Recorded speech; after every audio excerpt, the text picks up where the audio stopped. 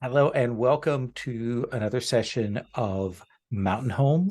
We are on the very last day of May here, which has 31 days. And I often forget those things. But we are here on this last day of May. Next month is our final month of Mountain Home, which will be another 4 sessions. So we're getting towards the end. Hanging in the background is, of course, the looming threat of the undead dragon that the gnomes have summoned that will rise next year, not this year, but next. So that is sort of the the sort of Damocles hanging above our characters. My name is Lowell, pronouns he, him, and this session is part of the Open Hearth Gaming Calendar. And you can find out more about that at the links that are in the show notes. You'll also find links to my Patreon and a whole bunch of other stuff. I can't imagine anyone has actually listened all the way through the series. But if you have, hey, I just published a bunch of stuff that's on my website. Two different mysteries for Apocalypse Keys, two different new mask playbooks, and then the first of 3 volumes of Age of Ravens pieces. This one on running, game mastering, GMing, all of that. It's exciting. It has like 27 essays in it. It's a 200-page book. And I'm working on the next one. I'm almost done with it. And it's 250 pages of tools. And then I don't know how long the last book is going to be, but that's on campaigns. So a lot of stuff out there. So we are taking up with our group here as we head into year 11, I want to say, year 11. And just to tell you, kind of go over, and this would be something in the background, and we might have to deal with it as we do the kind of the RP once arounds at the start. Uh, the Quranic Duchy finished their work and has strengthened their hold over the trade routes, and it also means strengthening their protection of the trade routes. But the other thing that they have begun to work on is they have begun to excavate and rebuild an older city there towards that midpoint of the sort of valley area that you live in, a place called Skylusor or Skyluslor. And it is an ancient thing. You're not sure much about it, but they are spending a lot of energy on excavating and rebuilding and reconstructing it. And it's pretty clear it's not just a mundane place. So that's what the duchy is up to. The Knolls, you would have picked up that they are like gathering some resources together, gathering some people together, and they are sending out people on an expedition. The uh, elves have been working on increasing their hold, essentially reestablishing things, working to do that. And they have not yet completed that.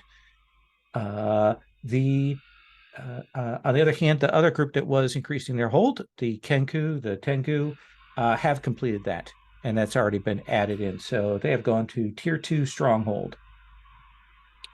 And then the uh, gnomes, who have been working on strengthening their hold now for 3 years. I once again rolled a 1, a 3, and a 1. So they are still one tick shy of increasing their hold. So that's on the table. And the human spellcasters finished their grand spell tower. That has been completed. So that's another thing. So that is what is happening. So what I'd like to do is go around and yes. We also, you were wanting to bring in whatever our new discovery was, since you said that we got into the big boys this time or whatever. Yes, yes. So you will be working as here, and this is probably in towards the end of the very end of that year. And uh, let me see who's appropriate this. Uh, you will know that some of the Leda, Parandur, the former leader of the Leda, and some of the others have been working in some of the metal workshops and things. That's their specialty. And uh, they were working in the silversmithy, and uh, they would have called the founders down, and they say, there is something very odd here in the area with the silver vein, not far off from the Scholar's Mint. And they've been moving around in there, and they say the temperature is not as it should be here. Like there's a forge here and there's a workshop and things, but there's something else happening here. And they're not sure what is going on. And a team of dwarves come down and look around with the Leda, and eventually they find a spot, and they knock through this spot, and this steam comes pouring out of it, and uh, it will clear. It's not like scalding steam, but when you kind of push through a bit, you will see that in this room, kind of hidden away, very carefully sealed up, like dwarven. You know how the dwarves, your folk, are very good. You've trained in how to seal things up, so it looked like a perfectly natural part of the wall. But the other building that's in the silver vein is a beautifully, exquisitely put together, fashioned hot springs. Uh, what is the sort of motif or design here of these hot springs? Is it ornamental? Is it practical? Is it a bathhouse? Is it split? Is it ritualized? Grunheld, what do you think that is? I think it's idealized naturalism, as in it looks natural, or it looks like it could be natural if it were perfect. Like all of there's nothing sharp, and where the stalactites and where the water has all worked together, and the buildup of the minerals into these just like gorgeous shapes. Absolutely. Sherry, can you mute? Sorry. Uh, that's the medical helicopter. Oh, Beautiful, beautifully shaped. It's large, it's wide. Uh, what is another feature of the lighting or the layout or the water here, Dazin? Um, I think it is a series of um, different like mineral deposits that have run into different like springs to make like these dozen or so different consistency mud baths. Like they all have different minerals soaked through them, and they have different effects or cleansing uses or whatever.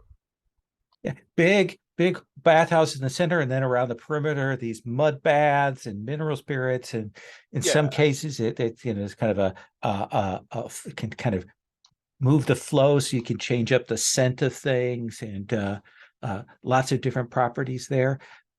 You're a scholar, Dagriel. This is very odd.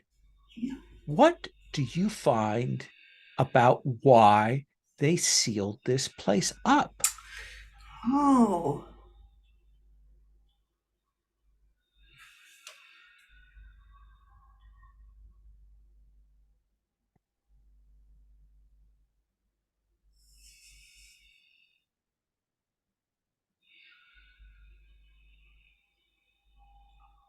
because it was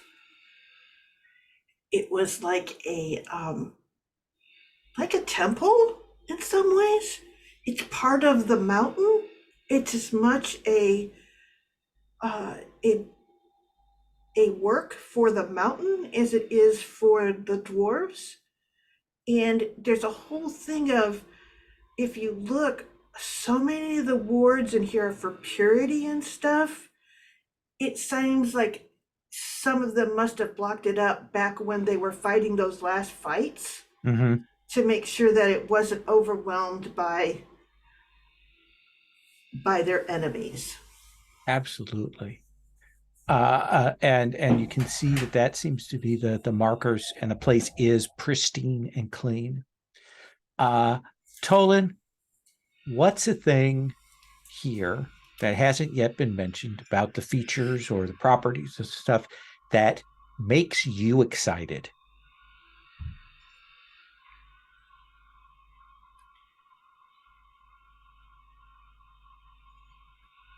Under the clear springs, not the mud ones. Although it maybe also in the mud ones, but you can't see right away.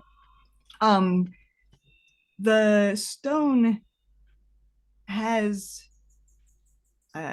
symbols carved in it, and it's clear that they were messages, but they were messages to the mountain. This was like, it wasn't a temple in the same sense that the temple is a temple, but there was some kind of ritual here. Absolutely. And possibly that ritual could be recovered. It could be helpful in figuring out a way to interact with the mountain, using this ritual place to do that. So that is the discovery. That is a tier 2 discovery. That is from last time. That is out there on the table. So let's do a go around and have you call scenes. We'll probably do 2 of these, just so you know, so you have a sense of what kind of, if you want to do 1 thing, 2 things. But basically, whether you want to have a scene with an NPC or you want to have a scene with a PC or both or whatnot. So Grunheld, you're in the hot seat today. All righty. Well, then I'm going to lead off by going to Dagriel. Where do you track Dagriel down at? The hot springs, the silver veins, somewhere else? Scholars' workshops? What do you think, Dagriel? Are you studying or relaxing? Can it be both? Sure. So they're looking at runes while enjoying a schwitz. Yep, exactly. And I think that I've also been kind of frequenting this area as well fairly often. And so maybe it's even like a chance encounter. All right. That you're sounds there. Good. And and I kind of had my robe where I was getting ready to Dagriel, I didn't realize you were here already. Let me ask a question about this. This actually brings up an important point. Are dwarves modest about bathing with one another? Are they not modest? Like, how do you imagine that, Grunheld? Does it vary by age? Is it something else? Is it by clan? I don't think there's we all live very tight communities. I don't think we're particularly modest in the idea of bathing so much as there's a certain modesty to the relaxing, as in seeing someone get too relaxed, Okay. letting down their guard might be a little. You'd only do that with someone you're really good friends with. Oh, I like that very much. Do you mind if I join you? I have to admit, these butt pants, my goodness, aren't they comfortable? I have been sampling this one and the one across the room over there, which these 2, I think, are in competition for the very best when you have walked too much in a day. So I like the one where you sink really slow. The feeling of inevitability. And I'll drop back my robe to reveal my bathing undergarments and sort of sink down in. Well, it's actually kind of fortunate that I ran into you. I had been wondering, have you had any luck with those tablets? Anything that might could help us with the dragon? There's plenty there. It's just narrowing it down. And some of it is references to other things that they assume that you have access to. They clearly broke up a lot of the things that were precious and stored them in different places at some point. So I don't know. Marvelous that the past has given us such a gift. It is. It's like the ancestors looking out for us. Yeah, it really is. Suppose we're. Oh, I'm sorry.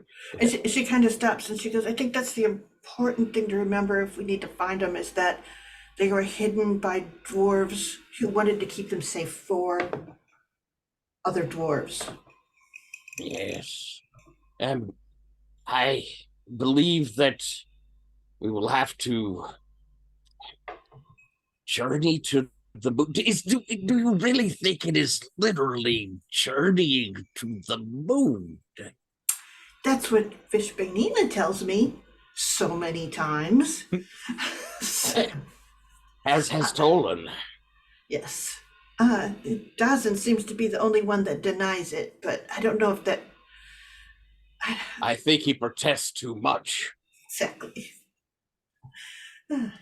I have to admit it is an adventure that, well, I'm a little excited about. I know.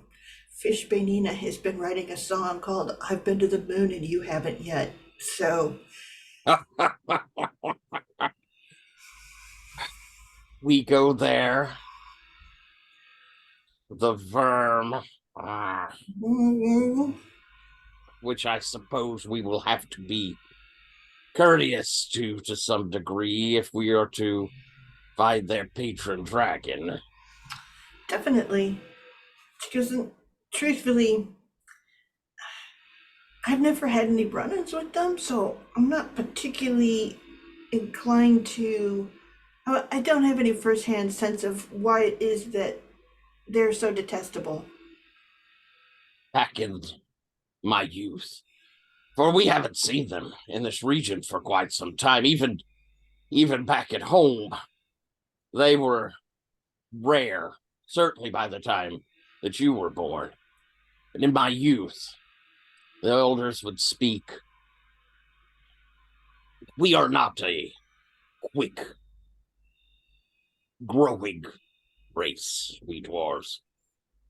And yet, the Verm they produce so rapidly. And they would come in and raid, and it was as though they cared nothing for losses. I don't wish to shade things with prejudice, but they would come en masse, destroy our fields, invade our homes. It was like a wave.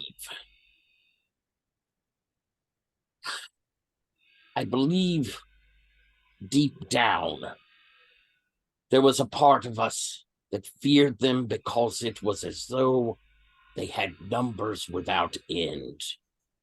That you could kill, that you could fight to the end of the mountains and never reach the final one.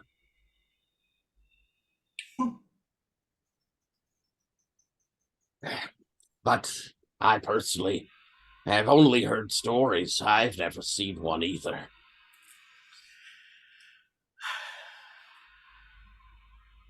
I mean, that does sound terrifying.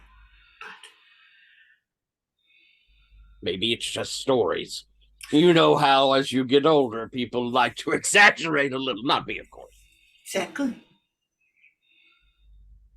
Well, if I happen to drift off, wake me in another century. All right. Before you go full under, no problem. Dawson, let's come to you. Who would you like to talk to? What do you want to do for your first scene here?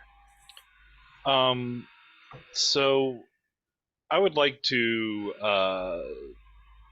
like mechanically speaking, send off part of my guild to go start getting us an advantage for when we explore the waterways. Okay.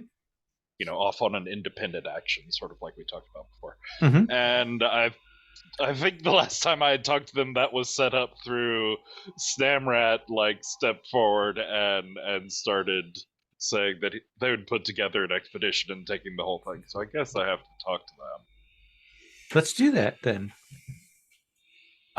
They've been talking with the scholars and they've been looking at the maps and things like that, and you will come down. They will some of them will stand to attention, the others are a little more slow about their rising to acknowledge their guild leader.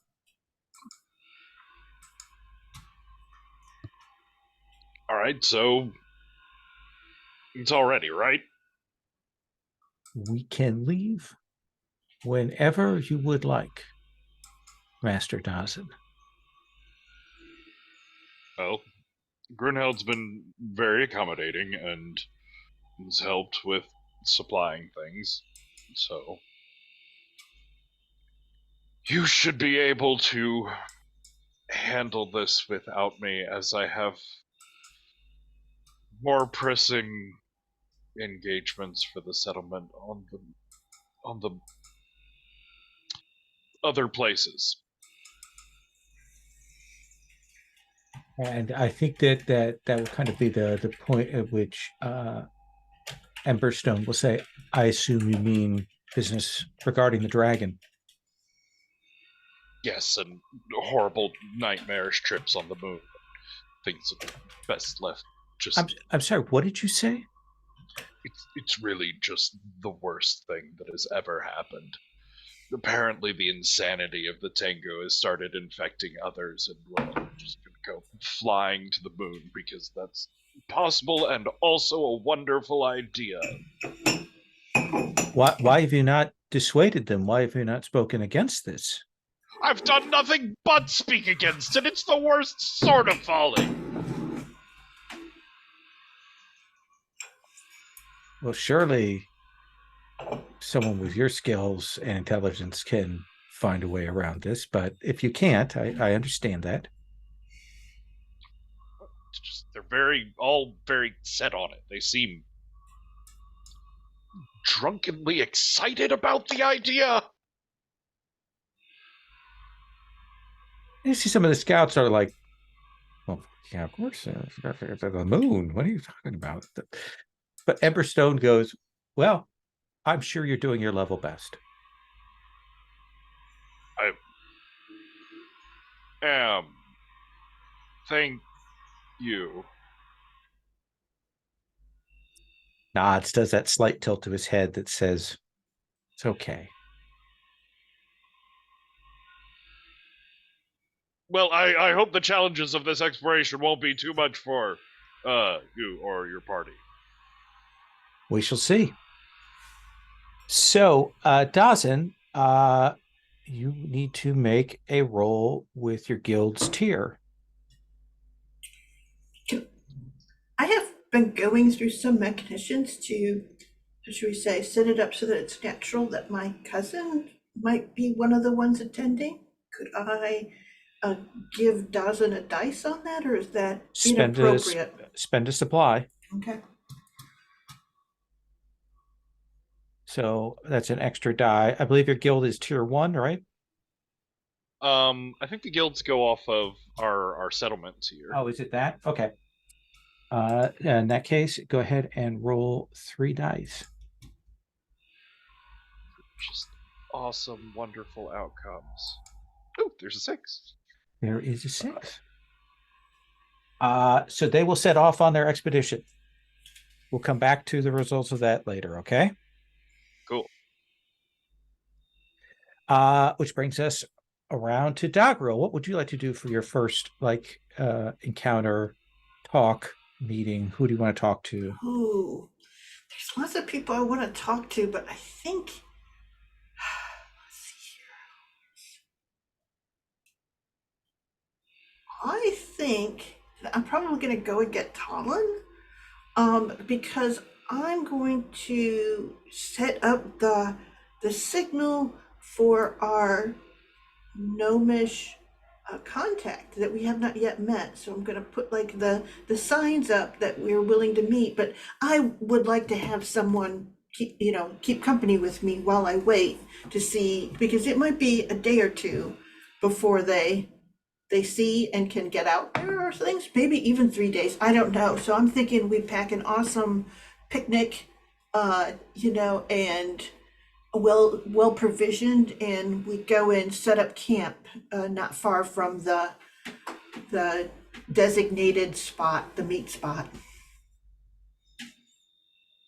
Dazin, are you interested in that? No, Talon, I think. Talon, sorry. Yeah, it's not that I wouldn't think that Dazan would be amusing on a camping trip, but if I really want good sandwiches in the picnic basket, I'm going with Talon. So. That seems fair. Yeah, absolutely. Talon brings good sandwiches and also a new robotic familiar. What? So I took the companion ability from the Warden playbook. Cool. All right. That is awesome. So I now have a weird cat weasel, a mechanical cat weasel. Wow. All right. We're going to spend this time on figuring out all the things he's good at then. So. All right. I want to hang on. I have to find.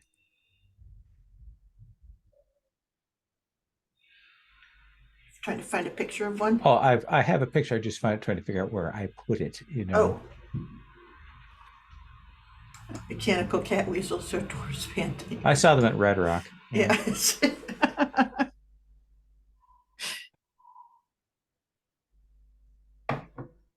Okay. One thing. I didn't even look for a robotic one on Pinterest because I thought, what are the chances of that being able to find that? But yeah, that may be a use for the AI there at that point. Yeah, there we go.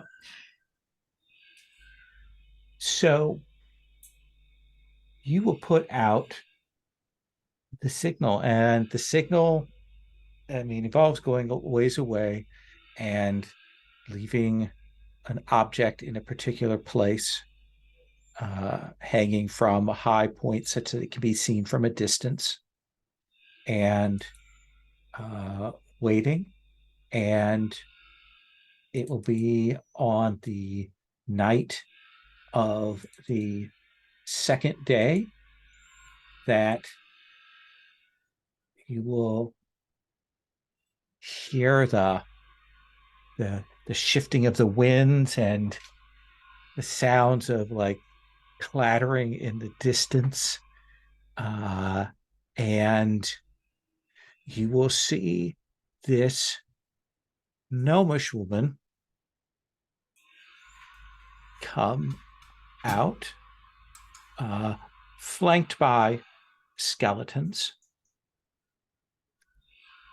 and she will look at you and stand up and bow. Valdemar said they might speak with us.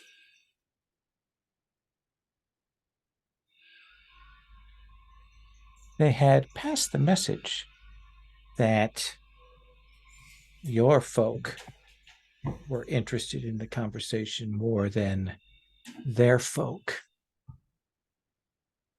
So I am here.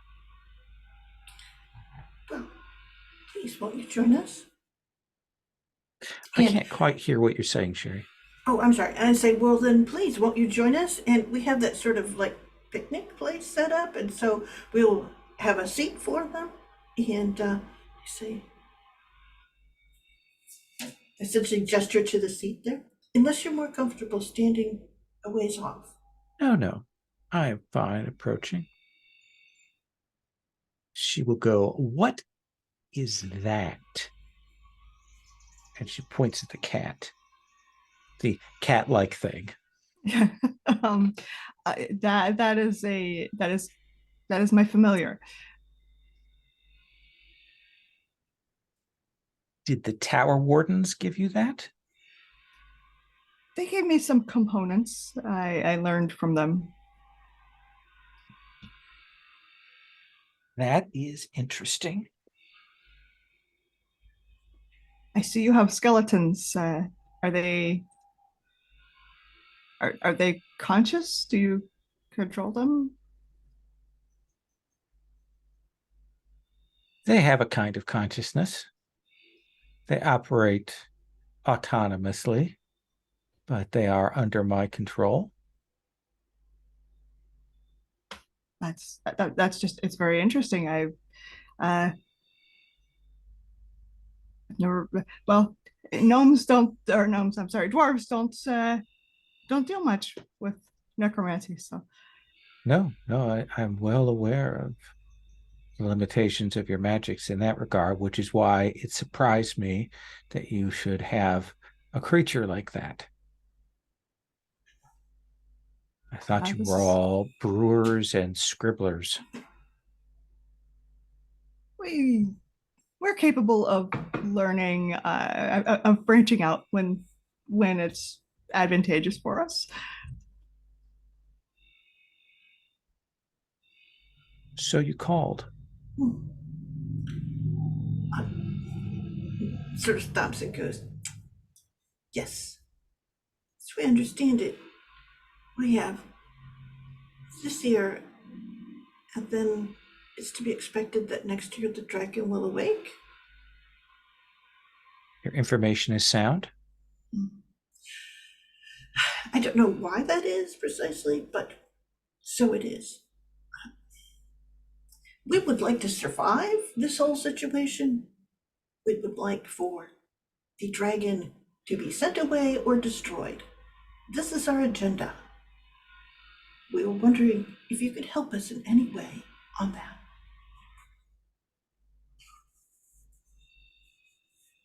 That is a fairly big ask. Oh, not to do it yourself. No. You misapprehend me. Hmm. The dragon is there for you. What do you mean? It is there to seize Carrick Minor. That is its purpose. It is why was summoned there.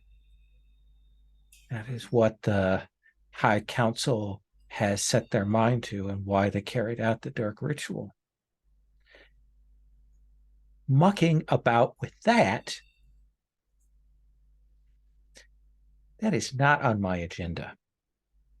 That is way too exposure for me, let us say. Okay. What is on your agenda?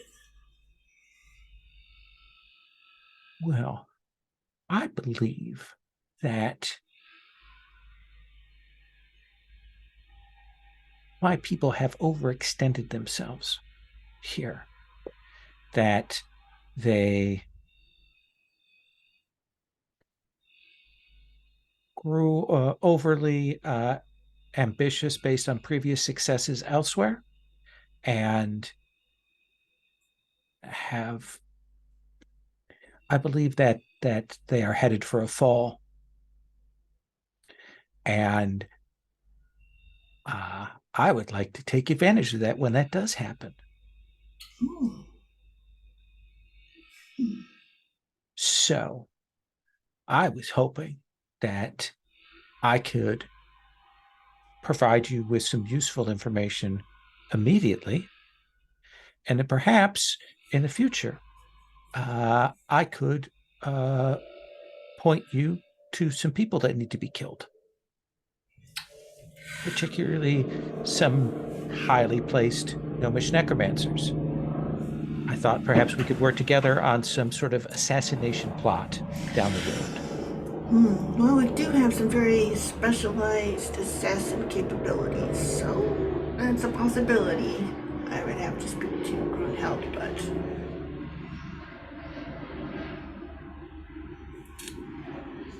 I kind of will lean in though and go, okay, so you're interested. I am interested. I will check with my leader to make sure that we can promise you resources when the time comes. Well, let me give you a good faith piece of information.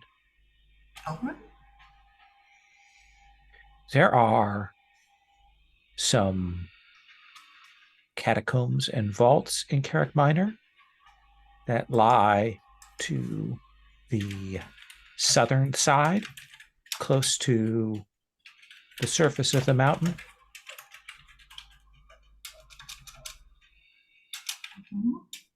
I would check on those. Okay. Will do. And it's at this point that Lowell reveals the first of the two entanglements.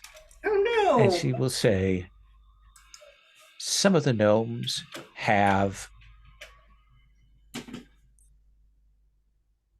animated some of your corpses there and are using them to tunnel and attempt to sap and destroy some of your interior buildings. Our ancestors? That is useful information. All right.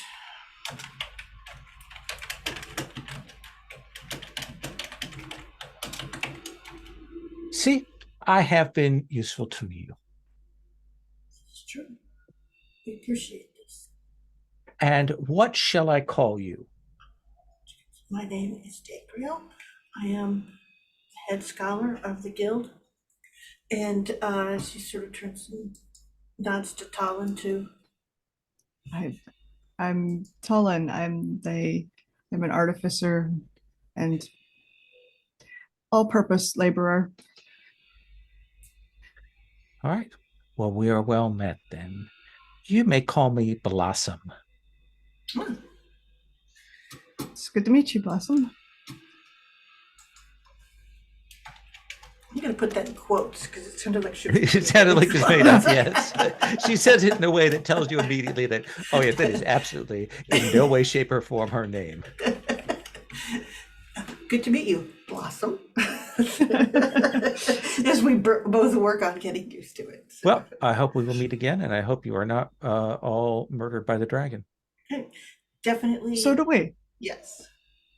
And yes, and say, would you like to have some beer sandwiches? Well, it was a long trip out. I am at this moment not able to eat, but thank you. Very well. And I don't drink beer. It sort of stops again. All right. And she will fade back into the darkness, and you'll hear the kind of the clattering sound of the skeletons as they lumber away. Yikes. So, she's a charmer. alive or dead? Her, What? I mean, that's the skeletons What? are obviously dead, but Yeah, I mean, kind of sounds like she's in some sort of state, right? So, yeah. yeah. I mean, know. not that I have a problem with that. Like, you know, Traditionally, undeath that's is, their magical tradition. That's fine. I mean, I don't think that a dead person would be any more likely to lie than a live person, would they? You only have less to lose. We should definitely get back and tell Greenhold about Yes. well, all of that. The catacombs and vaults Catacombs, yes. in the south near the surface. Yes. Why do I find that so much more creepy than the gnome skeletons? I don't know, but it is. Let's come back. And Tolan, let's come to you. And what scene would you like to call? I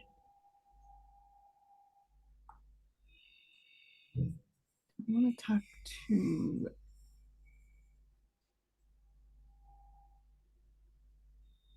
I want to talk to Dawson. Okay. Dawson, this is a little bit after your compatriots have left on their expedition. And where does Tolan find you?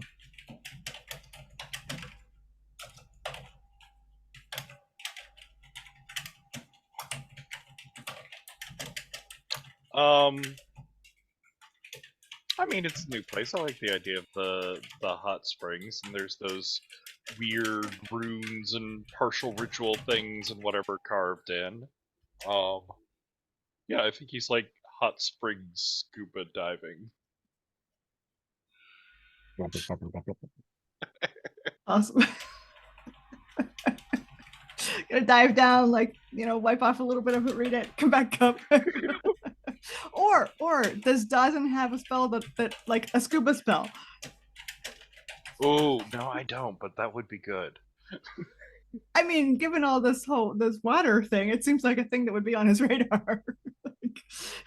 It's true. And our mountain is like, our mountain is annoyingly wet. Actually, I think that's in character. I think it should show up like, and look and like trying to figure out if Dawson is breathing underwater or not, and then he pops up and gasps for air. Like, oh, guess not. Okay, yeah, you really should make a rune that allows you to breathe. Well, yes, could come in handy when you find all the underground rivers.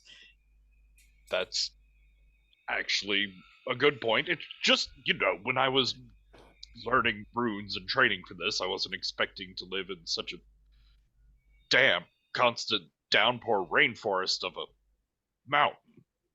It's so dry outside and it's so wet in here. I don't understand it either.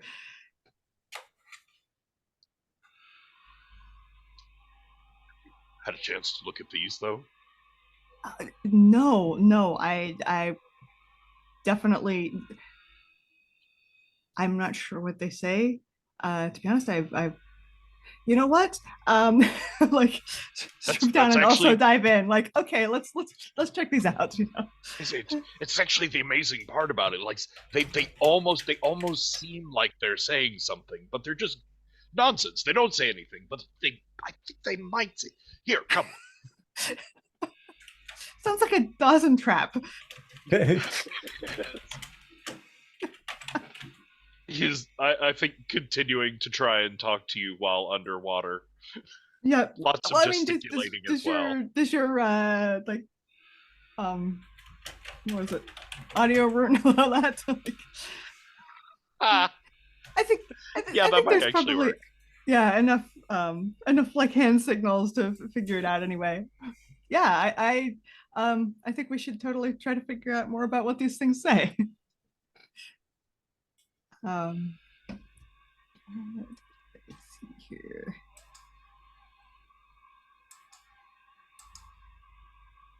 If you want to roll, I can help because I have a lot of empty stress boxes.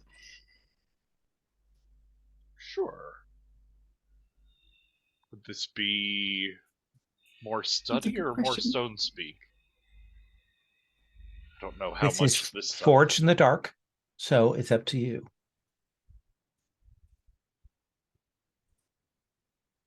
I do sort of feel like it's worse, but I do feel like I need to get something before I could hook in with the stone speak on it, since it's not. That makes sense. Certainly, stone speak the possible consequences are upsetting the mountains, so that's always a good thing to Yeah. hold off on. Yeah, Fair. good point. I'll go with study, especially Okay. since I'm getting help. So 2 dice.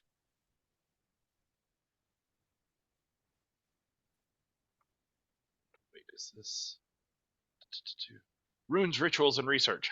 Oh no, it's a downtime action. Oh well, whatever. 2 dice. Ooh, 6. Nice. All right. Dawson, what are these about? What are they focused on? You rolled a 6, so I'm going to let you tell me what they are. And you should feel free to consult with Talon here. Yeah, so I'm sort of drawn to the idea that, like, since we having this conversation, like, these runes are something about the watery nature of the mountain. Like, they start soaking a different element into the dwarves, who are, much more naturally rock based, but like soaking some water element in the longer you're in the baths. Yeah. Okay.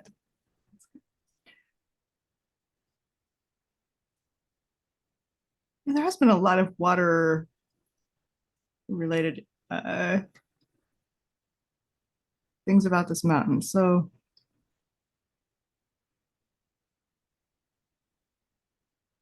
I think one of the things you will realize in touching these is there are some things in the mountain. We've talked about these, like the high up vents and the weird passages and the small things that those monkeys have gone through and stuff. And I think that you will realize that there's actually, it's broken apart, it's skeletal, it's not complete together, but the parts are there. There is a whole like system set up for pneumatics. And the sense you get now from reading through this is that at some point they were using water wheels and water pressure and maybe even steam pressure and things, and those things to do like a water hammer and to power some of those things. And you'll realize that where you've seen some of the more complete bits of it, still broken up, but down there, but not like, but a little more intact, is down there with those machinations, that workshop that you saw down there. And you think that may actually be what's going on back there, is there may actually be like, that may be one of the places where there are some water wheels still in operation. And it points you to a whole aspect of the settlement that you didn't know about before. Some of Very these cool. developments might not be entirely stupid. we could, I bet we could repair some of them. Imagine what we could do with this and this, and like at this point, Talon is like almost like drawing in water on the, like, okay, yeah, right, yeah, we're here. I'll bet, what, I've seen these pipes over there. I never knew what they were for. I bet they connect to, or used to at some point, maybe connect to these ones over here. Strange. We just have to change all of our engineering so that things are pushing up instead of down. It's very unnatural, but I suppose with the lighter nature of this is all very confusing. That way we can concentrate on going down, and we can use the steam to push things up when we need to. I'm feeling dizzy. I need to Feel warm in here. calming mud bath. This is too much. This is totally unnatural science. I think it might be interesting, though. Feeling very confused. That feels like a good place for us to cut away from. I do like the idea that the healers are seeing like lots of people spending so much time in the baths that they like come out like a wet noodle. Yeah. Have to be treated with cold packs. They have to convince a never-ending line of dwarves that no, this is not a horribly degenerative skin condition. Just dry off for a while. You have to also teach them to like go into the cold baths after they're done to bring their Exactly. body temperature back to normal. Uh so let's take our first break. And when we come back, I'm going to tell you about the second entanglement, and then we'll maybe do another once around, and then we'll talk about process. Okay. So let's take 10 and we'll come back. Actually, let's take till 9:35. That's about 8 minutes. That sound good? Okay. Seems sensible. So the second entanglement rolled for you is famine. What? So we're going to go around and we're going to ask some questions about like what's going on with that, what causes that, and then I'll talk about the mechanics of it. So Toland, you've been with the one most intimately tied to the agriculture and so on. What crop that like that's significant to your daily rations and so on is it that fails? It's some kind of yam. And the ironic and annoying thing about it is that, like I said, it's usually so dry here, but like I mentioned last time, the weather was it was drizzle. I think it's been unusually rainy, and like the roots are just rotting in the ground. Yeah, it's clear they're hitting something. Either there's wash coming down the mountain that is carrying something, or there's something deeper in the ground, or just the wetness is causing it, and that's a major part of the subsistence for the settlement. Grunheld, who is complaining the loudest about this issue in the settlement? Hmm. I think.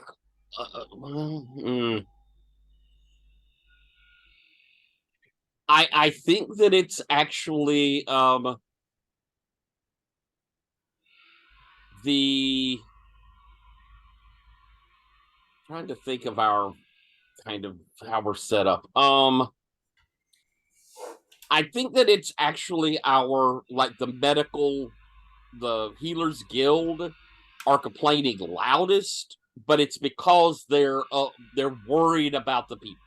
So it's one of these, we're seeing problems already. This needs to be handled. We need to find more food. The diversity of our diet is going to start having problems. And so we're getting a lot of that early feed anger from the Healers Guild who are seeing the results of it. Yeah, because that does like it's when you expect there in spring to come and you go to harvest the yams, they're just not there. And it's a big hit that comes fairly suddenly, and that you're starting to reel with. What's the temporary measure, Dawson, that the settlement is doing to try and kind of make up the shortfall in sort of the short term?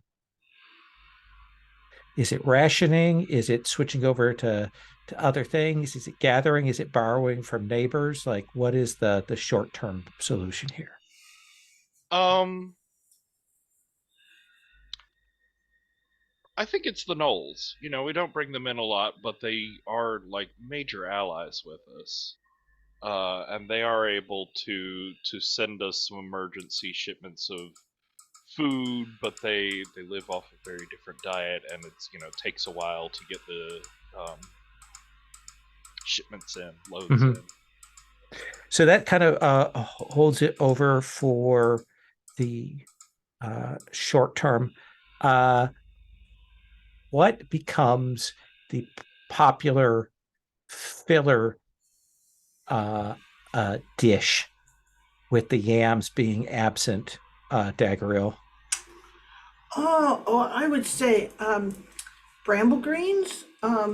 Essentially, and I should say mixed bramble greens because we have all different kinds of brambles around, and Yeah, it's like one of the things of the people get really good at getting out there and pinching off the new leaves so they get nice, uh, bright flavored greens, but you eat a lot of them with a little bit of meat in their filling. And they're pretty healthy for you. They're no yam. They're not starchy, but Right. they fill you up. So So let me talk about what this means mechanically. You don't have a farm that you can dedicate because they are already dedicated. And that's sort of a thing that's been put off because you kind of need to build another farm to go up to the better hold or raise your thing. So here's what it is there's going to be a fortune roll with your tier. So we're going to be rolling your tier 2, so we'll be rolling 3 dice. And there are going to be some results that happen that's going to push entanglements. Now, that 3 dice can be reduced down to a minimum of 1. And here's how you could do that. You could, if you had a farm, you could mark that. You can spend 2 treasure. You can beg aid from an ally and lose a status with them. Or you can divide 3 stress between the founders. And you can do that any number of times. Any of these ones, you could do any one of these twice, or you could do 1 and 1. So let's go to a kind of a meta mechanical talk. Grunheld, I'm going to start with you. Theoretically, we have the bountiful garden. It is an actual farm.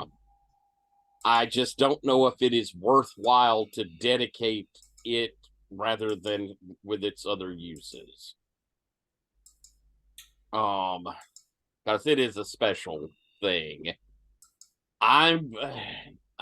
We've done pretty good on money. We could probably afford to spend treasure for one of them. Yeah, except that the bountiful garden can't be used for the famine. It has 2 abilities. One of them is for research, and the other one is to dedicating to upgrade. Okay, so it couldn't be used for this famine. Right. So no, we don't have anything. Treasure we could use.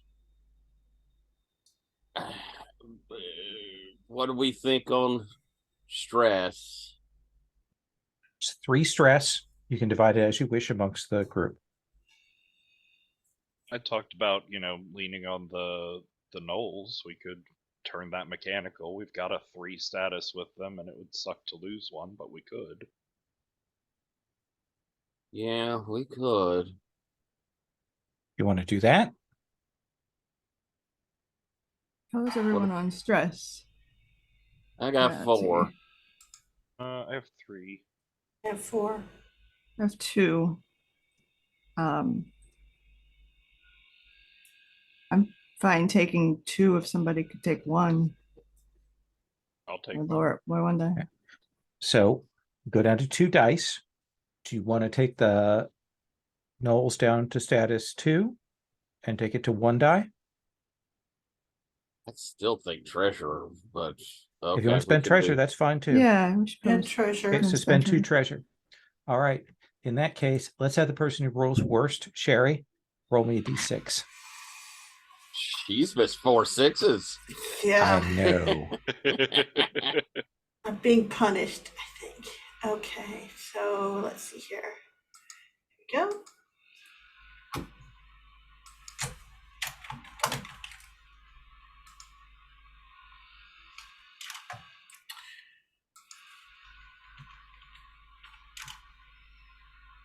I got a 1. Hope that's good. That is the best you could possibly do. Because on a 4 or 5, it would increase both entanglement tracks. Okay. On a 6, it would reduce your hold. Yeah. And if that means going down 1, then you would go down 1 on tier. And if you'd roll the critical, it would be both. Yikes. So like, where do you spend the treasure to get the food to fill in. Dawson, where do you think that gets spent? Is it among the gnolls, or is it among gnolls and someone else? Um, I think it's the gnolls for short-term relief, and just because we don't like call on them very often, I think maybe we send back to the home settlement for support. This is bad enough that we ask them for some, dwarf nutritious filled food. They said, was it, is it, what was that? Not pumice. There's a word, there's a, but that the sort of the old food that they would make with all of the seeds and things in kind of a brick. I can't remember what's peril. What is that called? I know it starts with a Oh, P. mm-hmm. Pottage? No. Uh, Pemmican? Pemmican. Pemmican, yes, they said dwarven pemmican. No. Mm. And see, we're all like, buck up, everyone, or you'll have some pemmican. Yes. Everyone's like, yeah, I'm fine, I'm fine. I'm fine. I'll just more brambles, please. And Tolan, what is it? You spent 2 stress. So what is it that you are doing to help alleviate the situation that like cost you that stress? Desperately trying to get a crop of something else that goes well, that grows well in mud, planted in time to actually harvest. Okay. What do you think that is? Like what is a thing that does better in the kind of wet soil you've got right now? It's something that the elves gave us some seeds, right? Yeah. Yeah, so it's something that they gave us, some kind of, I don't know, How about some fast growing rice, like some wild rice? yeah, there we go. Yeah, they've got some of that. You can plant it. You can kind of terrace it up, and use the irrigation from the mountains to help with that. And uh, it grows fast. And if you're not processing it, you can do a lot with it. Yeah. Yeah, we had the seeds stored in a vault. So like, well, when are we gonna need, I mean, when are we gonna get the opportunity to grow something that needs water? And Absolutely. And what changes, Stagriel, are you is the community making to help make sure this doesn't happen next year? Um, I think I think one of the things is that they sort of go, okay, because we do have a set of farms. It's just that since they've been dedicated, it's like already that food's already allocated. So Yes. they actually um kind of, and I think this is actually something that we're starting to get the first of the priests and stuff. I mean, not really, but it's the people who are sort of starting to hang around the temple, and they're learning about the runes and now the bathhouse and all of that stuff. And and I think they start to organize a thing of like, we will, for this many people living here, then we need another farm on the outside and maybe one on the inside. And so they're kind of trying to come up with some rules and stuff. And so I keep sending some of my scholars down to try to help them be sensible about the numbers. But I think what you're getting is a certain amount of like community, but people also trying to make a certain amount of influence off of the ideas, if that makes any sense. It's a time of concern and fear. So it's Absolutely. So let's bring the founders together for conversation. I'm gonna sneeze.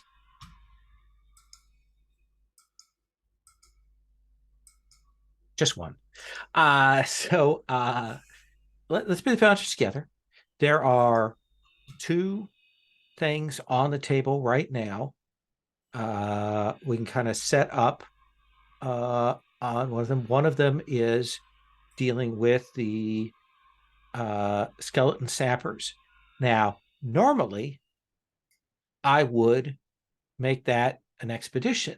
However, because you went and got the information and you utilized a resource, because you bargained to get this resource, to get this connection with that gnome. So here is the payoff: is if you want, you can use your guilds to deal with that instead. And we will figure out about what that looks like and make a roll based on that to handle it. I am fine with that. The other thing is the question of if you want to go to the moon or you want to do something else to work towards for the dragon. That's the other thing. So let's get the founders together talking. This is a little bit later in the year. Well, friends, it is definite that we have a lot on our plate. This information, Toland, Bagriel, that you have brought back is extremely disturbing.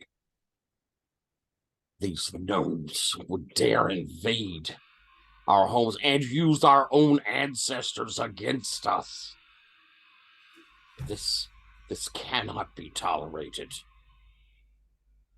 I believe that this is why the Hearthguard is here. All right. Okay. So, I mean, we pretty much need to kind of undo the control, right? Put them back to dead. Back to rest. Yeah, that's a good way of putting it. I will bow to the knowledge of scholars and those who deal in the more esoteric arts, but have our ancestors been so corrupted that at this point they must be vanquished in combat to be returned to honor? Or can they be put to rest? These are our ancestors. They may have some fleeting mastery over necromancy, but these are our spirits, not theirs. Don't know that spirits is the issue. It's the skeletons that they control. Although I'm sure the spirits would be very offended at others using their skeletons. We should probably. So, I think that we probably need a mix of scouts, of scholar and mage, maybe, to see what the nature is of these things, and then figure out what the best team mix is. So you're going to use your guilds? Yes. So who all is contributing guild, spending supply to contribute guild towards this? I will. Okay, scholars. I would, yes. Held. So that'll be 3 dice right now with the 2 guilds operating. Grunheld, I assume you're going to lead this? Yeah. Or rather, I mean, your guild is going to lead it. I would think they need to be there to protect anyone else going. Yeah. But I mean, like, it's mostly you. I mean, you're the Hearthguard. Yeah. Okay. Let's have you roll 3 dice. Any?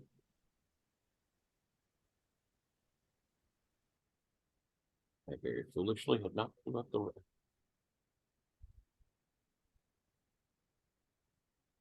right, 3 dice.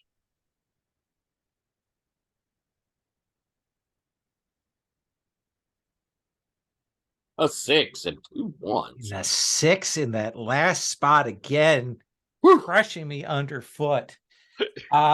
So what is it? I mean, the group goes down. It's, of course, we see from your side of things, Grunheld, we will see Captain Delton and Merdwin and the other guard there. And then from your side, from the scholars, Dagriel will see a barter because Vinda's occupied with the other projects. and heading down in there. And it is that you find the tombs that are kind of at the furthest edge. These are like the last of the tombs built. That's why they're so far out. And they're also ones that were clearly done in a hurry, and have less protections on them, which makes them vulnerable. And I think that it is that you'll hear that the tapping in the dark there, and you have to kind of fight through there. What is the contribution that the scholars make to this operation? And then I want to have Tyler describe what the Hearthguard do, what we see.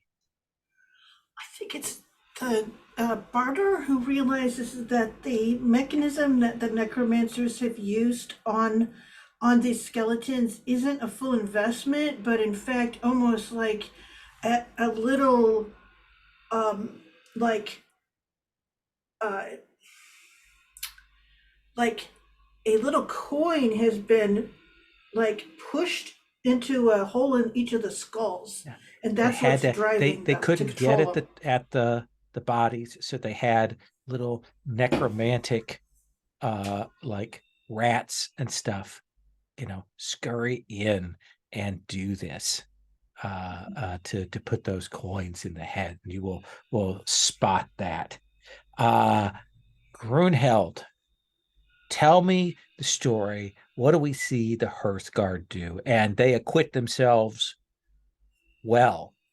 I was certainly ready to inflict guild harm across the board, but with a 6, it is successful.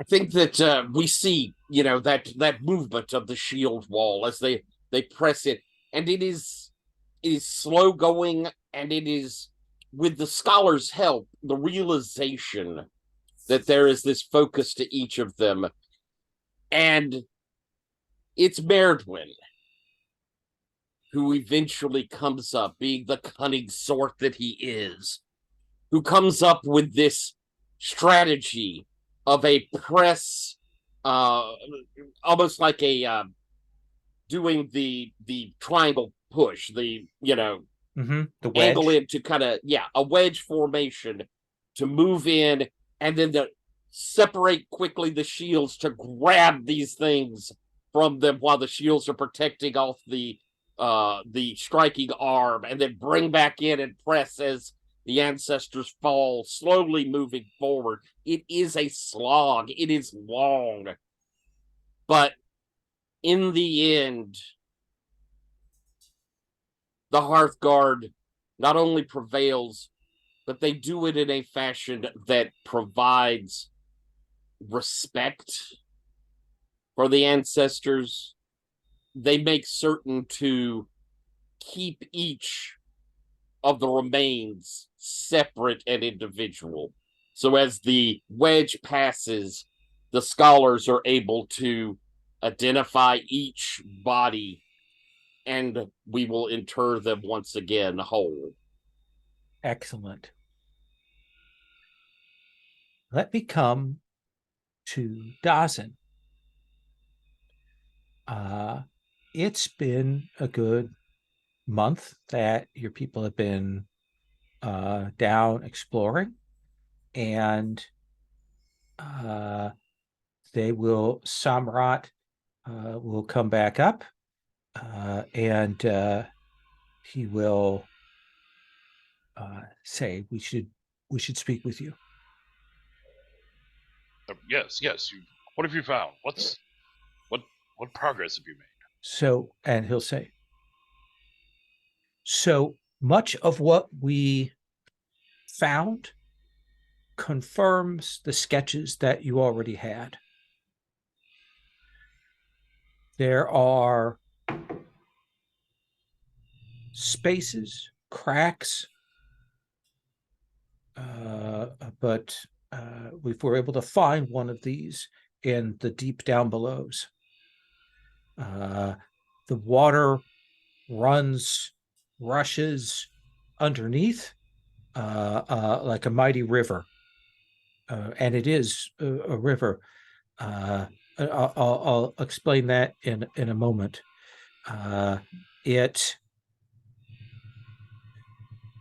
But we had trouble like figuring out like we the second you put anything in it, it was swept away. The water runs so fast and heavy. But you had told us that you had been told that there were intercessors, and we waited and we put gifts in the water and we dropped things in and we spent some time. And after a week of doing this, one of them came and asked us our business. They speak strangely. They speak as we do. And he says that very specifically. They speak as we do. What were they? They are water spirits. They explained how this works to us. People can climb into vessels that can be made, wood or stone or magic. They said that perhaps 2 handfuls of people at most could travel in such a thing, and that you could put yourself in one and go, but you would never get out.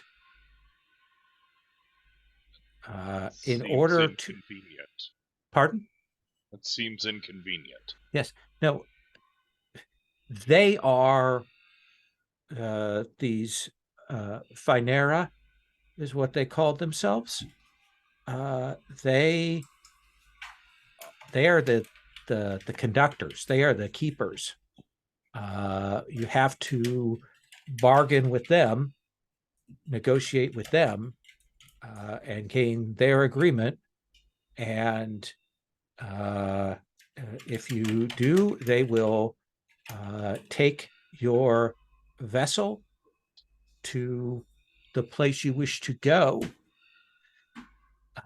It is fast. It is like being on a fast-moving river, which means it is not instantaneous. And they said that they have to go with the currents, which means that some places they have to go the long way around to get to them. Some places have access, some places don't. I had the sense that they're used to bargaining on these things, and that to actually like figure out where we can go to will be a matter of bargaining as well. But apparently they have done this for people. They have an old bargain with the people who were here before.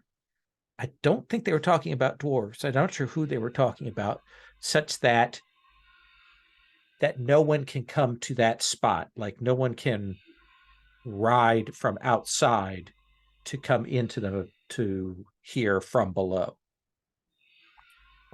That nice doorway is apparently closed, and they seem to have been bound by old agreements that won't happen. We were concerned about that, like could people come in and so on.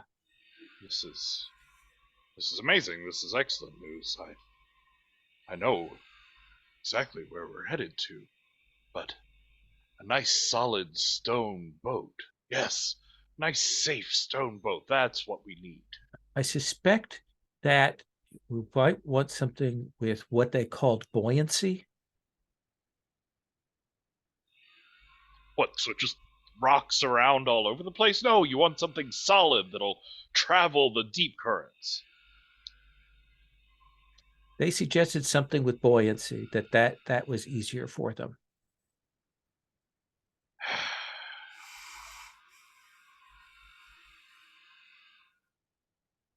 Never-ending swarm of water spirits. Yes. They were interesting. It does seem like something that we can potentially make use of, but again, it seems that each trip is a negotiation for them. They and that there's another negotiation for coming back. But they said these reach around. They said that these are the underground rivers, that these run everywhere. They do not run between the lands. They do not cross the ocean because the ocean is the purview of the ocean spirits, but they run through here. They said that their waterways are more stable than those in the kingdom of ghosts or the kingdom of masks, of ours. Yes, they would say that sort of thing. I mean, they're trying to scare us off from their competition, I'm sure. Well, we couldn't get to those, but they said that ours is more stable. But there was something in the way they were saying that there was something they weren't explaining that I tried to ask and I couldn't figure out what it is they were talking around. But they are there. I have a He'll map. lean in when he says that and pat him on the shoulder and say, "That's all right. I'm sure you tried your best." He says, level best. It's my level best. Yeah. Sorry, I wasn't entirely listening. Oh, absolutely. And he like folds up the map that he has that he was going to hand you, and he puts it in his coat pocket.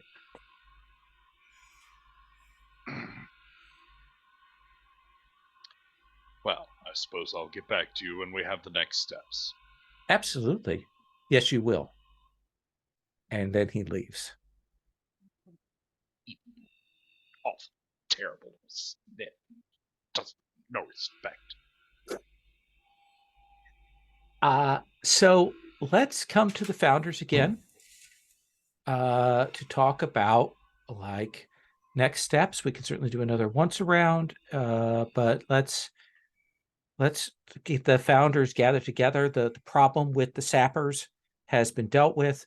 The famine issue has been dealt with. The looming issue is the dragon and the gnomes. But there doesn't seem to be anything else major obvious on the horizon.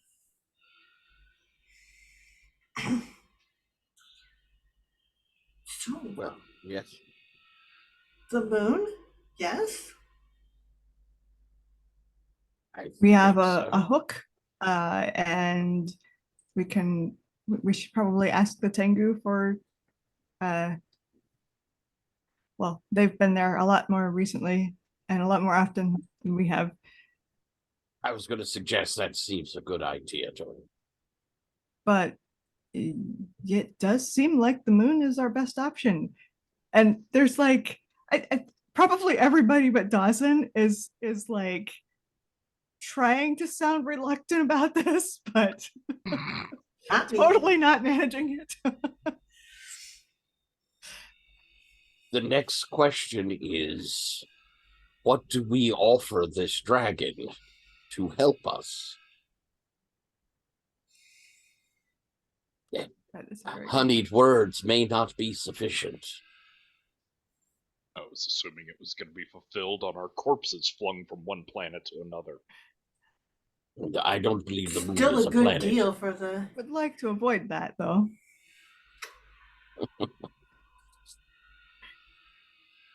So it's a dragon on the moon, right? It's a moon dragon. It's probably very beautiful. I have dream wheat.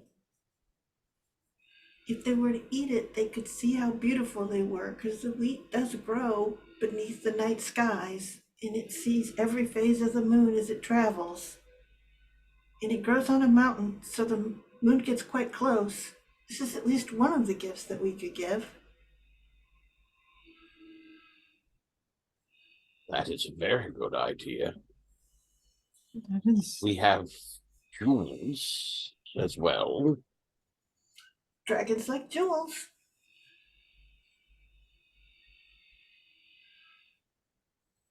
Dolan, Well, I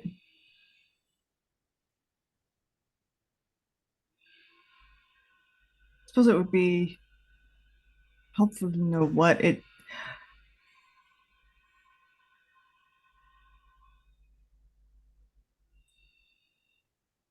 What does a moon dragon want?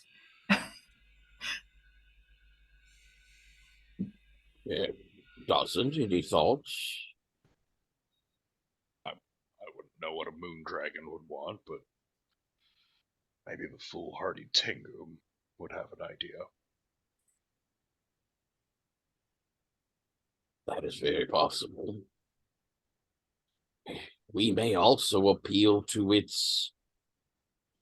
Surely it cannot be pleased with one of its kind being summoned, controlled, and living or existing in this state of undeath. Maybe that also could prick its pride.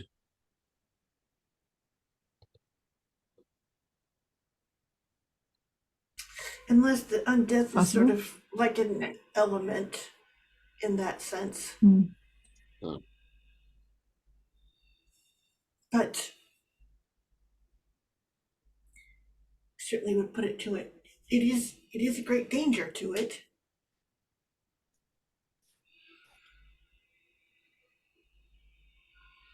Is it?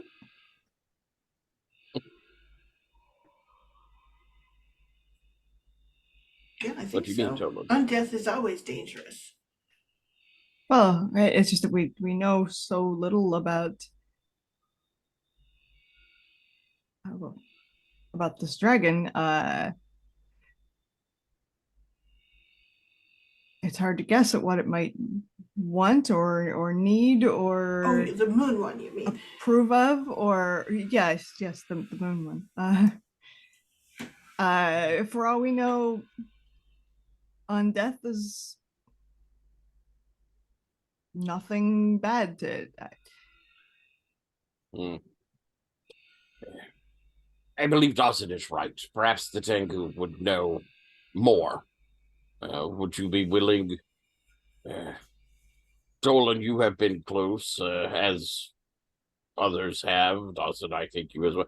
Dolan, would you be willing to lead a group to go and speak with the Tengu, inform them of our plans? Yeah, of course.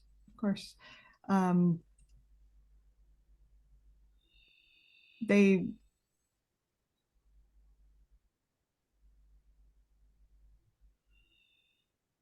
well, I'm wondering if maybe they have. So out of character, I'm trying to remember if they said anything about having had contact with the dragon, or if it was just like they'd heard it existed.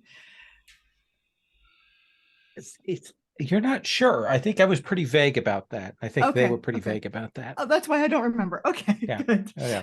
There was a "Don't ask us how we know" sort of Right, thing, but I can't yes, remember. okay. Well, that what was about the came from. undead. That was Oh, dragon. that about was the yeah. undead yeah, dragon. yeah.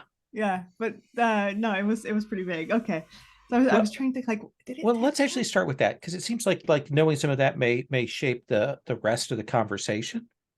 So let's assume, Tolan, that you will send word, and again, Tolan heads up the mountain Yep.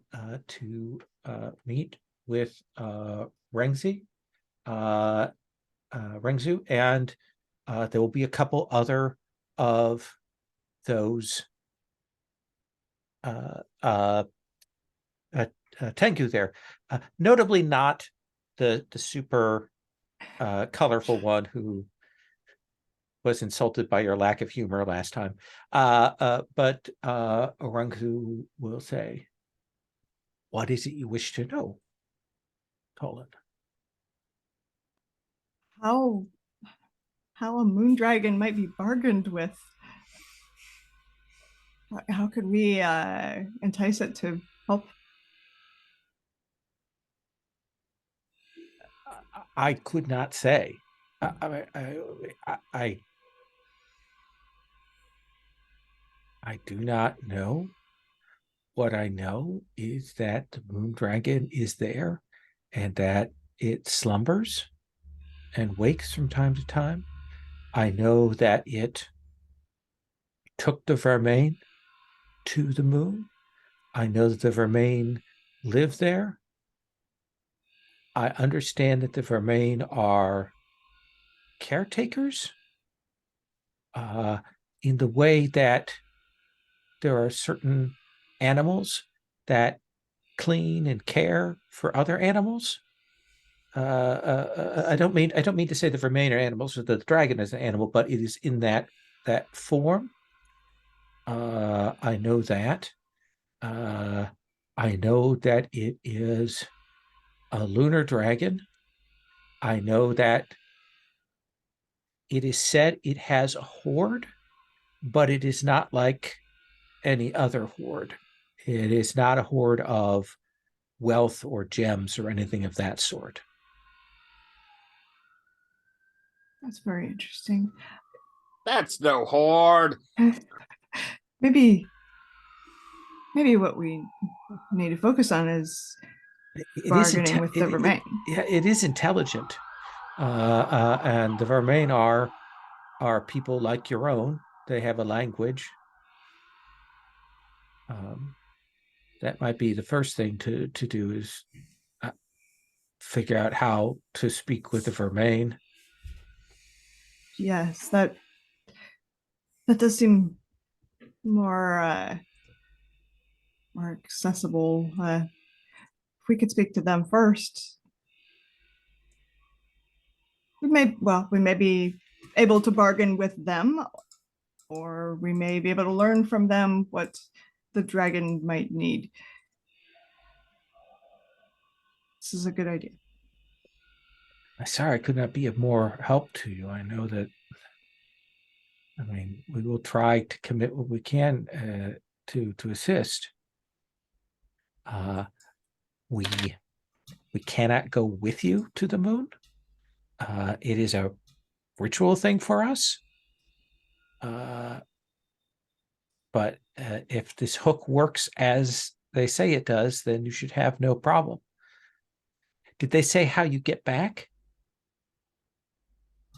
No, I don't believe they did. I will get you a ladder. Perhaps I should have asked more questions. No, I'll get you a ladder. That is a good. Thank you. Thank you. Thank you for saving us from my lack of forethought. No. These are magical things. They are mythical things. So you would not know of them. So I will go in and get that prepared for you. We appreciate that. We'd very much like this dragon to not take over Carrick Minor. So we are also opposed to that idea. So who would like to go next? I saw Sherry. I saw you kind of like you had an idea of something. Yeah, I mean, certainly we can have the Scholars Guild working on vermain, a language and or hand signals or some sort of anything that we can find in the libraries or stories or that sort of thing. But the other thing I'm interested in is the thing that it's that the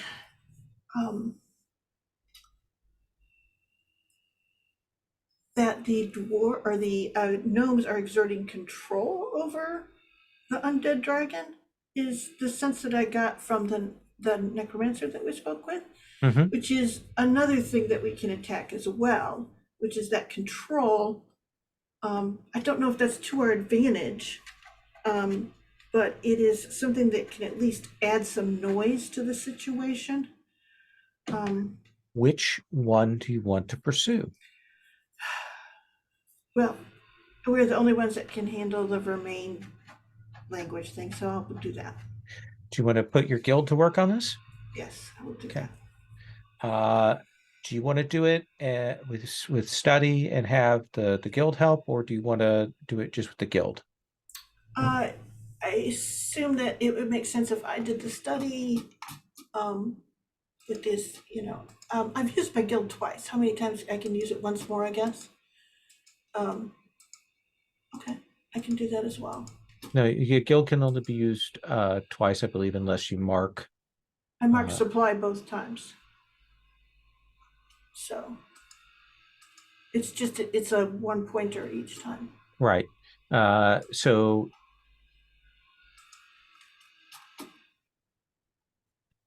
can you can use supply. You still only have 2 uses of your guild. Oh, okay. Okay. And use them both since we had downtime. Yeah. But there is the Centaur Library. This is to gather information about another faction. That's true. Absolutely. Ooh, there you go. So yay. So 4 dice. All right.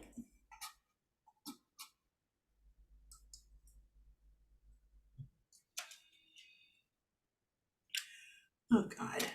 Sorry. That's okay. I was rolled 1d4. 6, 2 5s, and a 3. Okay. So I think that you can actually, like, in your communications back with the home settlement, to get the extra food and such, I think that you sent along some other requests, and essentially they can send you a kind of a lexicon from the old times, from the battles against the Vermain, translation of some things, and I think that you can communicate with them in their language. All right. Does that seem fair? That sounds great. I and Fishbanina practice speaking in Vermain. Okay. What is different about the Vermain language?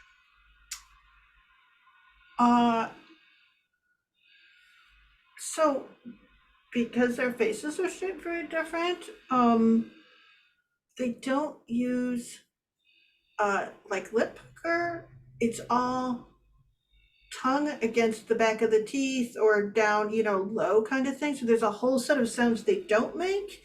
They use the fricatives rather than some of the others. Okay. Yes, I know there was a word for it, but I didn't know what to say. But the other thing is they also use like a literal clicking, like where they do the repeat is part of, like, you need to learn to trill a little bit in order to speak fluently. Okay. Does that make any sense? Yeah. I like that. Brunhilde, Dawson, which of you wants to go next? Dawson?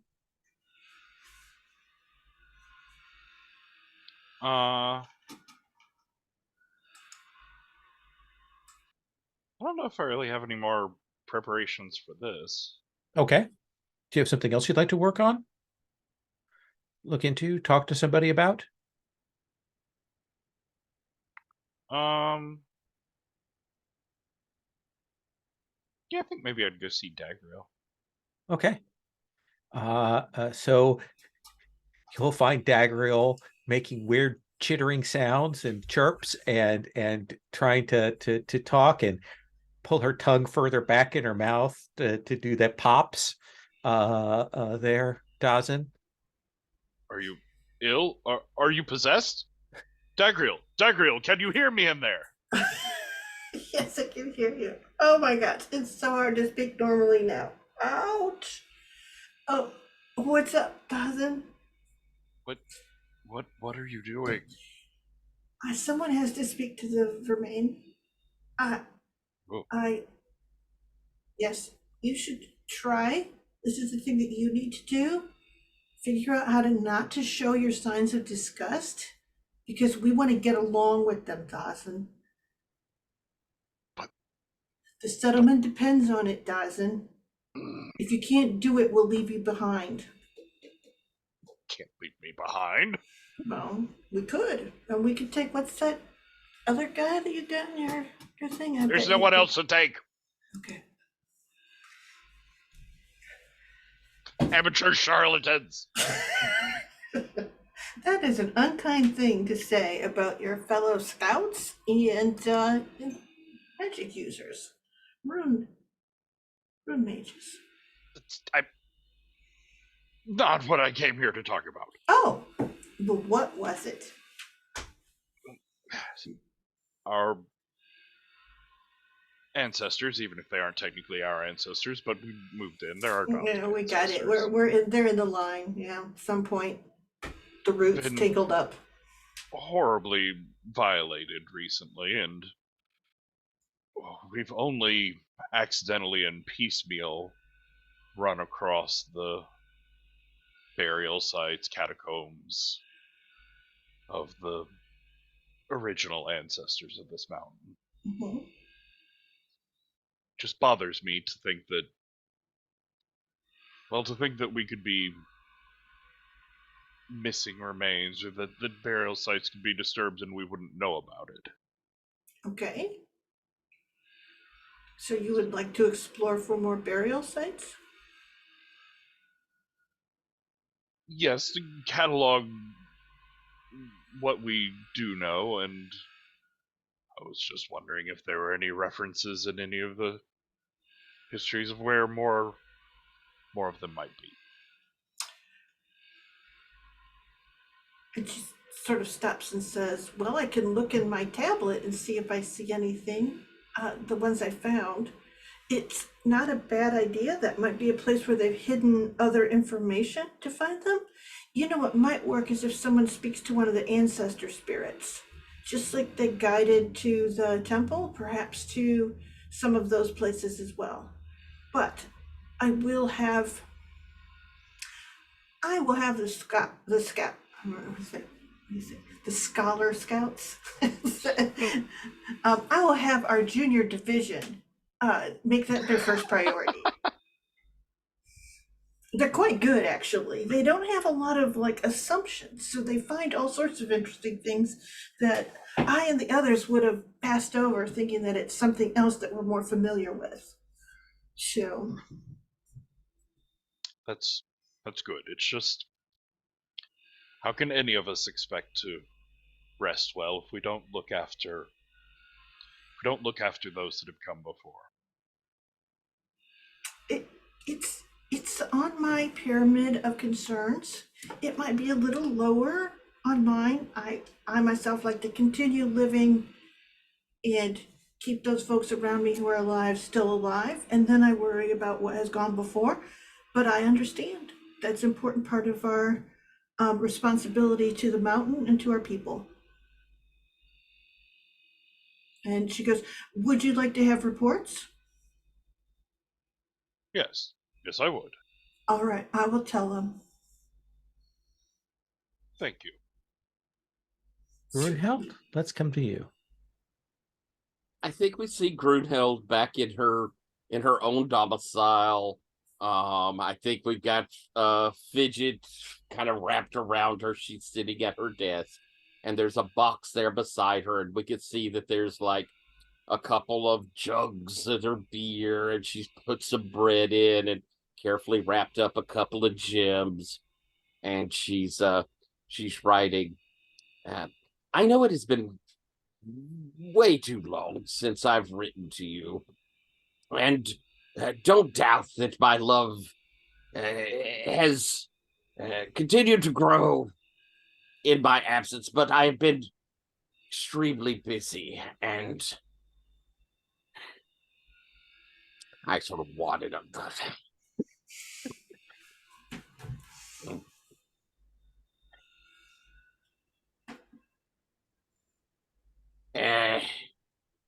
start writing again.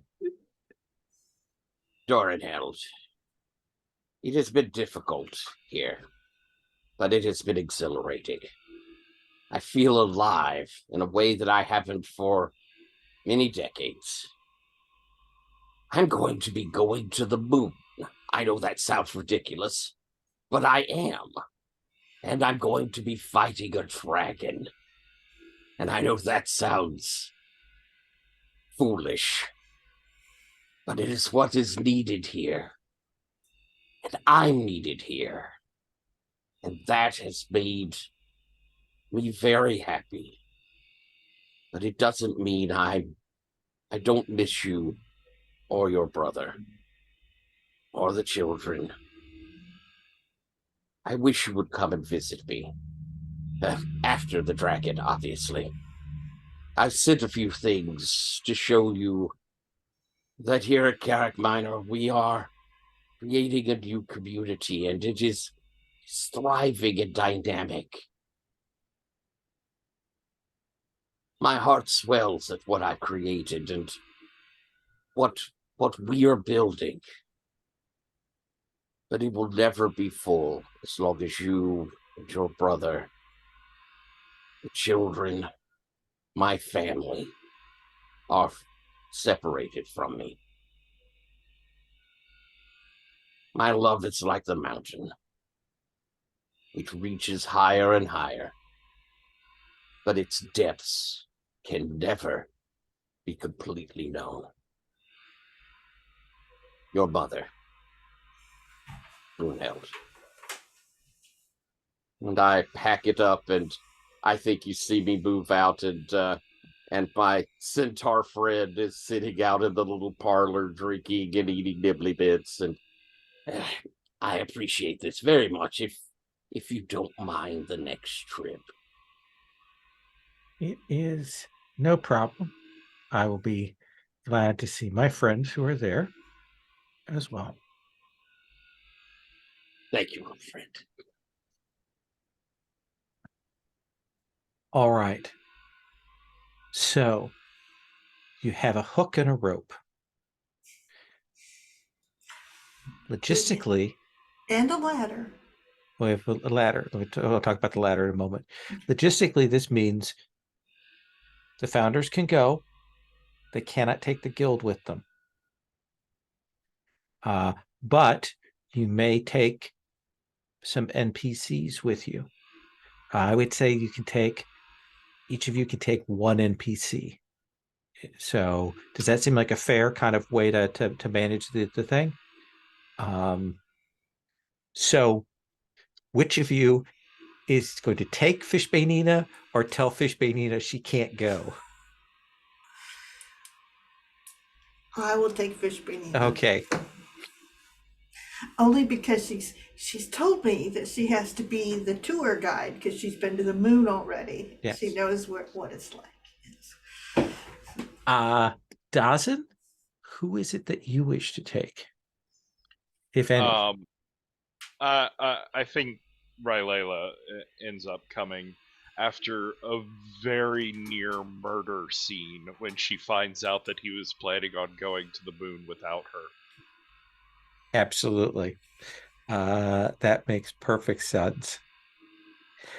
Are you traveling in your human form, or are you taking the risk and traveling in your spirit form there? I mean, it's the moon. You don't know if that contact's going to break. I have faith in my own magic over vagrant celestial bodies, and I need to be the responsible one here, and obviously they're all going to die on the moon, so one of us has to be able to come back. So if I can send my spirit back to memorialize and possibly avenge their deaths, if at all possible, in the long scheme of things. That sounds fine. Grunheld, who do you wish to take? I'm taking Saruke. That's a good call. I do think that there is a bit where when you say that Captain Veramold is like, it comes to talk to you afterwards and says, Are you sure? Yes, first off, she is a founder. It is important that she is there.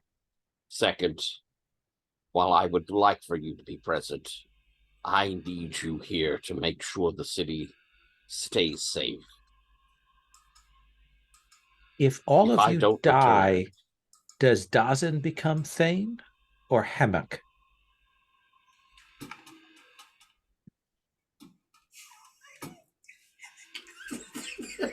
Why is this Dawson be- taking so long? Dawson becomes Thane, and you take my place as founder of the Hearth Guard. And from there, the vote will be held for Thane, however is best according to the new founders. As you wish.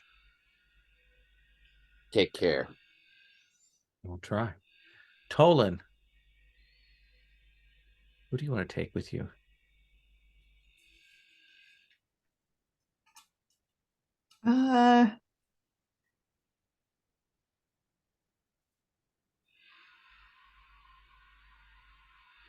I'm going. Never burn. No, Bert. Yeah. She will be super pleased that you come and ask her about that. Like you have the sense that she's never been asked to do anything. And she's like, oh, yeah, absolutely, absolutely. If you think it's all right. Yeah, I think it would be good to have representatives from peoples other than dwarves, That's a given good point. our history with the Vermain. Excellent. And so I imagine we see the group wait for the day, and you do climb up to the top of the mountain. And the Tengu are there.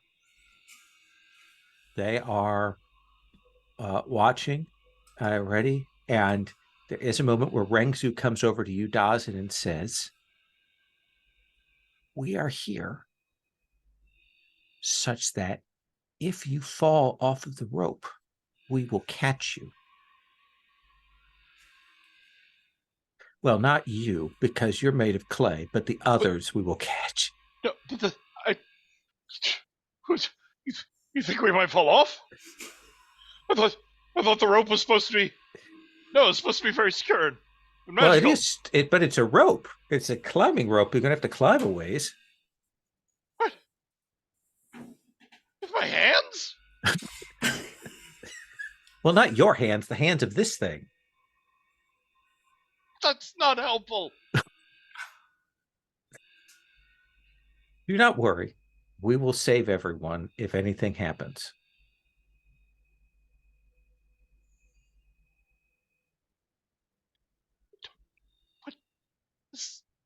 I have a sense this is not reassuring you, and I apologize for making you more anxious, Dawson. Stop talking about falling or moons or ropes. I wish that I could give you some more of the potion that I did before to help you pass this, but I think you will need all your wits about you. All of this so much. Sure you do. And they will kind of gather, and Tolan, it is like the scene from before. You're up on top of that mountain, and the moon is there, and it's huge in the sky. Again, it looks like you could reach up and touch it. It is up there. And you're standing there, and then Tolan, you and we'll throw it, and it will go up and up and up and up and up and up for a very long time, with this silvered rope unspooling in your hands, and then at a certain point, it makes contact with the moon and hooks there. You pull on it, and it's sturdy. And that's what we'll take up next time with the journey roll for that. Awesome. I think we're right at the point. I thought about going a little further, but I think I actually want to start out next time there. We'll start with the journey roll. We'll get ourselves to the moon. We'll get that expedition taken care of. I suspect this will be the one expedition for the year, but we'll see how things go. Does that seem okay? Let's do a quick stars and wishes. I hope that's reasonable. Tyler, can I start with you? Absolutely. Huge stars. This was a lot of fun in a bunch of different ways. I think we saw like cool character points, and I'm not going to snatch up a whole ton of the stars. I will say a big highlight to Patrick's showing Dawson with concern about the ancestors was one of the more dwarvenizing things I've ever seen out of the character. It was really sweet, and the sincerity of it was really touching. I liked it quite a lot. It was really cool.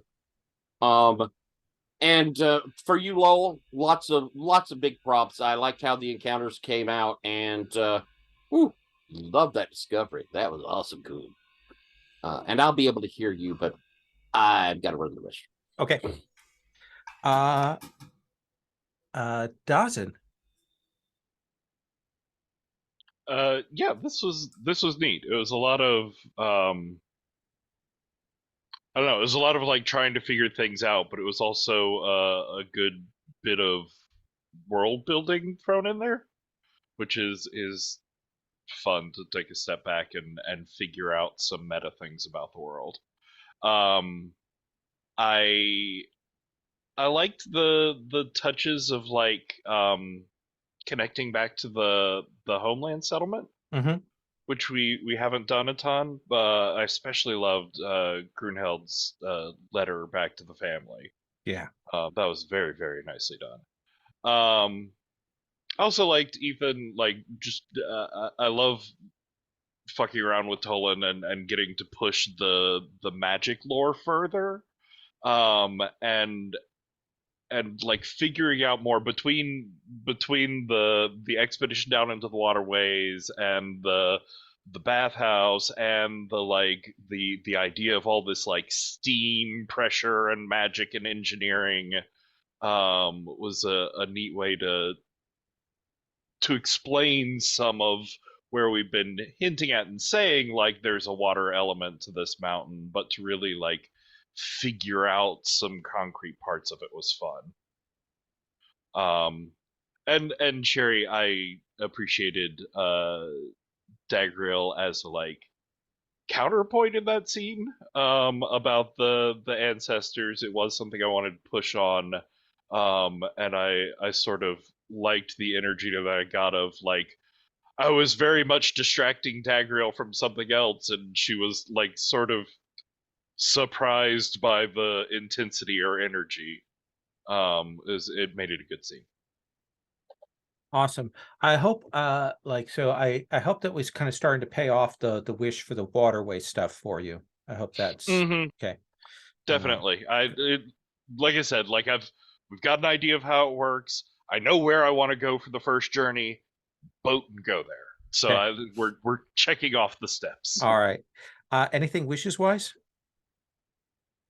I mean, I'm just really curious to see what the moon and moon dragons are like, and everything I know about this moon is that there's a lot of milk here, so I'm sure that'll be like a whole dairy theme. I'm sure. Excellent. Dagriel. And the first thing is that the whole milk thing, and I'm thinking, is Dawson lactose intolerant? That's the first question that comes to mind.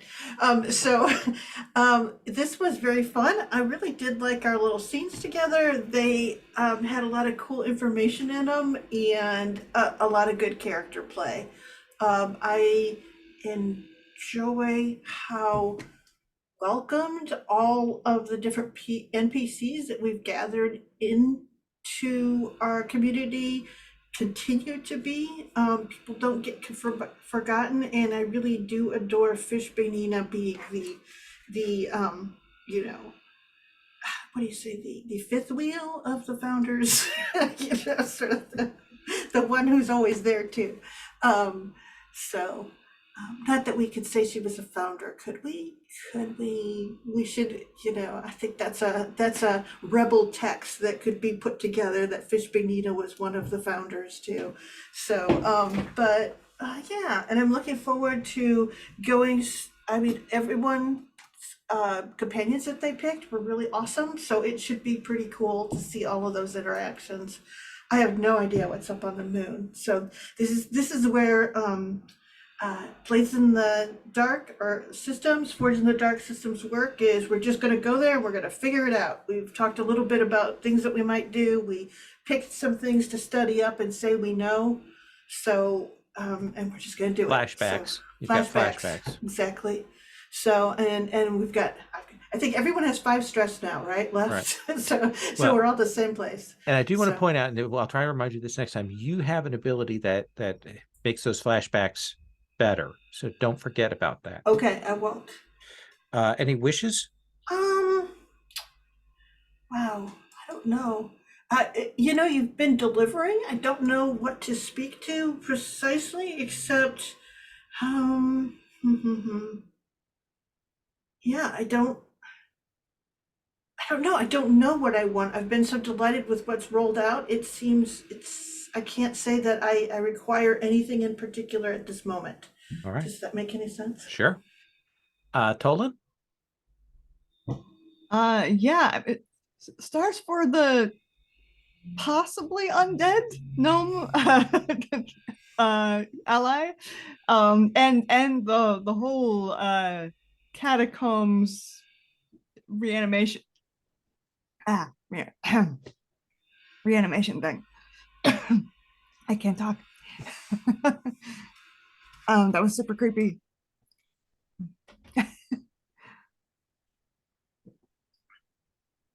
That's a really weird way to suddenly lose my voice.